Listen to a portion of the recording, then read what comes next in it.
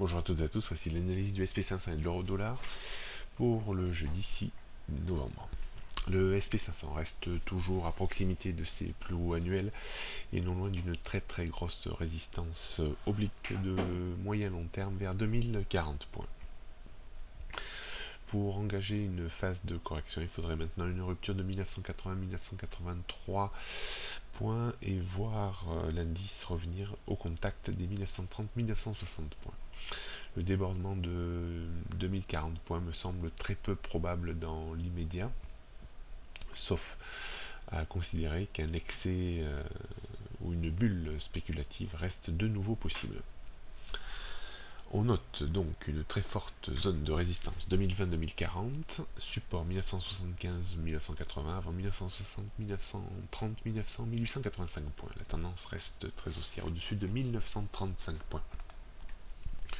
Du côté de l'euro-dollar, la situation devrait être très volatile aujourd'hui avec la réunion de la Banque Centrale Européenne à 14h30 et le discours donc de Mario Draghi de 14h30 à 15h30, donc beaucoup de méfiance en cette journée qui va certainement réserver plein de surprises. On est sorti d'une zone de congestion entre 1,26 et 1,2840.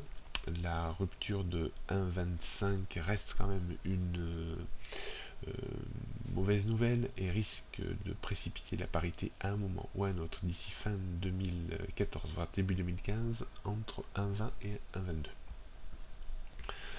Pour ralentir l'érosion de la parité, il faudrait bien entendu une marche arrière de Mario Draghi concernant l'injection de liquidité ou la quantitative easing à l'européenne, et techniquement il faudrait un débordement donc de 1,2660 à 27 et surtout du haut de la zone de congestion vers 1,2840 1,29.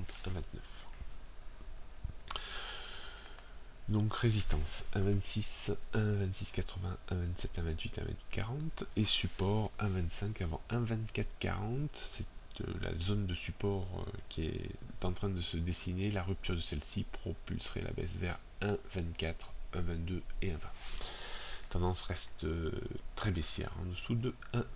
Prochaine analyse demain vendredi. Bonne journée à toutes et à tous.